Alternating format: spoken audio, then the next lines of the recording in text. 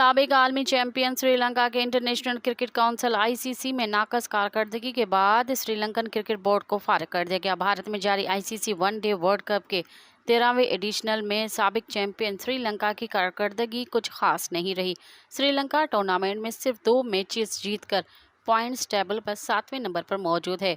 भारतीय मीडिया के मुताबिक टीम की कारकर्दगी को मद्देनजर रखते हुए श्रीलंका के वजीर खेल रोशन राणा सिंघे ने पूरे क्रिकेट बोर्ड को फारिग कर दिया है। ये बयान श्रीलंका के वजीर खेल के ऑफिस की तरफ से जारी किया गया है।